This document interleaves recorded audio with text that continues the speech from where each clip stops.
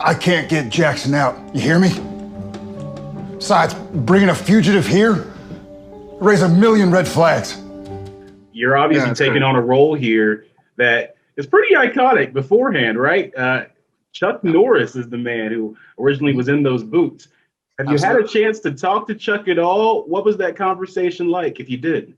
We haven't talked one-to-one. I mean, he still owns some of the rights. I don't know how that all works out, but he had to give his blessing, and he did. And hopefully one of these days we can have him on the show.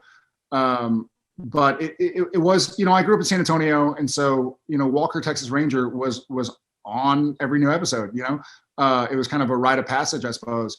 And so it's daunting and intimidating and really flattering and motivating to kind of reimagine the role. It was a very different time. I think the original Walker started in the 90s. So we found ourselves in a different time with law enforcement and the relationship between law enforcement and civilians. And so this is much more an exploration. And we would joke that this is not a show about roundhouse kicks. This is a show about a well-rounded family. And so it's neat to be able to do a show about somebody. Chuck's Walker was about a Texas Ranger who happened to have friends and family. This show is about a guy who has friends and family who happens to be a Texas Ranger.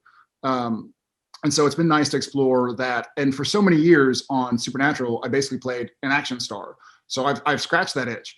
And this show is more about, it's more universal, where this isn't a show for just law enforcement or for just military.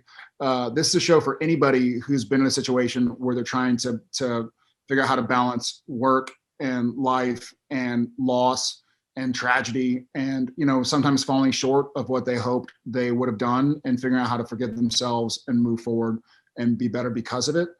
So it's been fun to explore that side of the job. Yeah, they got those Chuck Norris memes. Those are really popular in the early 2000s and 2010s. They're still popular. I still get them. I still, yeah, they're amazing. Yeah.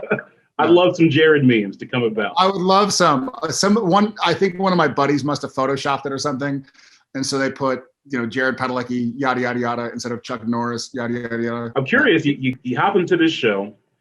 Did you pick up any new skills or anything preparing for this role? There's a lot of horses involved. Yeah, well, you know what? I grew up in Texas, and I had ridden horses several times.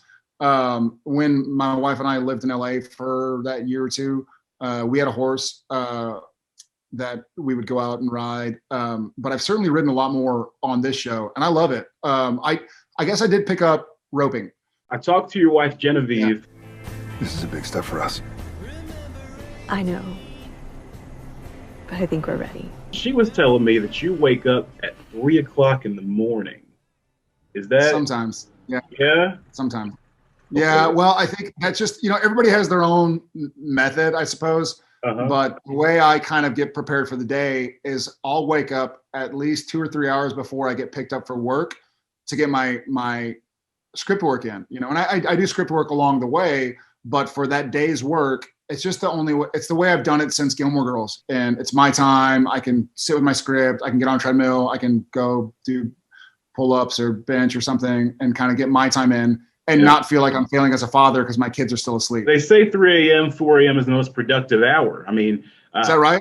Yeah. I mean, there's lots of books that say that business experts, all kinds of stuff. So how funny. Yeah. He's always smiling, no judgment, puts your mind at ease. I'm curious what it's like for you working with your wife on set. Is it weird to interact with her and you're doing these scenes where it's kind of all in the past?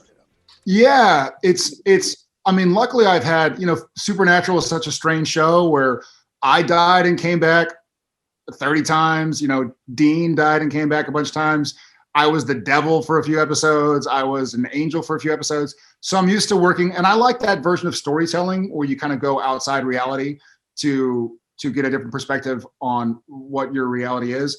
I think the biggest deal for me is that, on Walker, I was involved in the creation of the show. I'm executive producer. I'm the only executive producer in Austin. Our other 3 are in Los Angeles. And so I have certain responsibilities and privileges, and I guess there's probably some aura of respect there on set. And then when my wife gets to set, she's like, Jared, I need to talk. I need a coffee. I'm like, yes, ma'am. So it's just, she's immediately the boss. Like, I'm no longer like, she's like, EP, I don't give a damn. Like, Good. you're going to, help me out. You're going to read through dialogue with me. You become the intern real quick. You become the intern. I just did ASAP like that. Like, just, I'm immediately an unpaid intern.